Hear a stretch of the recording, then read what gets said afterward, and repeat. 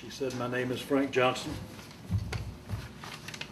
And first off, I want to thank the Republican Party for giving us the opportunity to express our views. I, like many of you, believe in our Declaration of Independence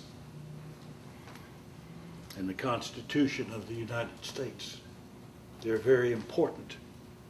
We should refer to these documents far more than we do in this day and time. I'm a true conservative Republican. Now, I know you hear a lot these days, so let me briefly explain what I mean on several points. I'm not a tax and spend conservative, as it seems some in public office are these days. It is my belief that when a proposal is brought forth, the first question should be, what tax money goes to there? And is it worth it? That's the biggest thing. You know, it's my belief that if we're spending tax money, what does the proposal do for the citizens who sent you to office? And that's a question I think everybody should ask. I believe in less government intrusion into our private lives, and that includes our local school system.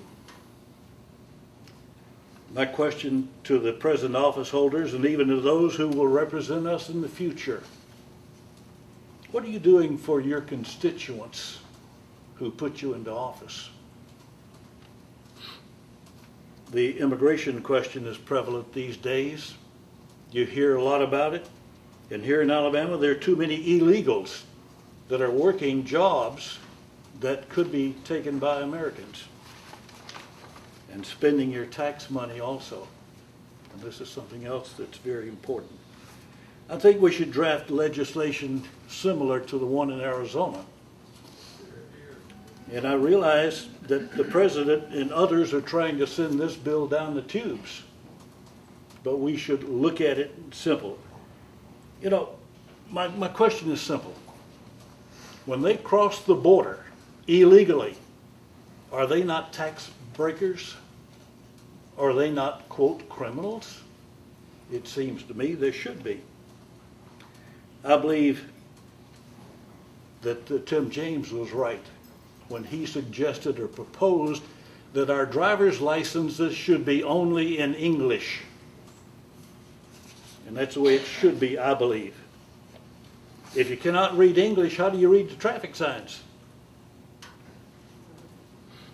I believe in term limits, and I realize there's a lot of people that don't believe in term limits. But, you know, I think it's very simply, we need to go back to the old-fashioned American way. And that was to serve and then return home. And to me, that's very important. We should believe, and today even what we must buy, the legislators now that are there for year after year after year, they're saying, hey, here's what you believe, here's what you should believe, and here's what you should buy even today. That to me is wrong. The only way to face future issues is to send to our legislatures people who espouse the American way. We need more local jobs. No question about this. So we can put true Americans to work. We need to understand what a budget is and be willing to live within that budget. You know, is this not what you and I have to do in our personal lives? Live on a budget? Should we not expect our elected representatives to do the same? Why not?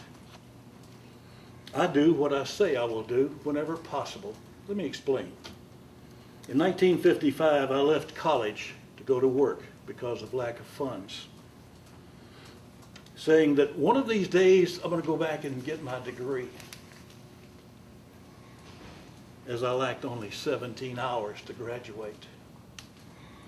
When I returned to Dothan, I said, hey, now's the time. Now's the time to do it.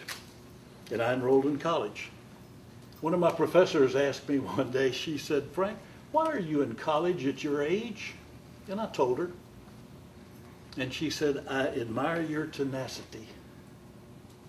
I did finish that college degree. I've got a college degree from Troy State, now Troy University. You know, I'll take that same tenacity to the legislature if allowed.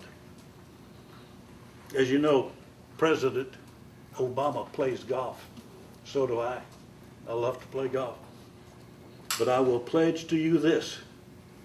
I will never allow my golf game to interfere with the duties which are assigned to me at any time. I moved to Dothan in 1935. Grew up here, graduated from Dothan High School. And after a 30-year career in broadcasting, I returned to Dothan and expect to live here the rest of my life. I live in Cloverdale, which is District 86. There are many other issues we don't have time to address tonight. But let me be clear about this one thing. If I'm selected to serve and elected, my door will always be open to any resident of District 86. And my telephone will also be available. I thank you for your consideration and your support. And I want to thank each of you for your attention. You know, one of my favorite farewells is have a good day and a great forever. May God bless each and every one of you. Thank you.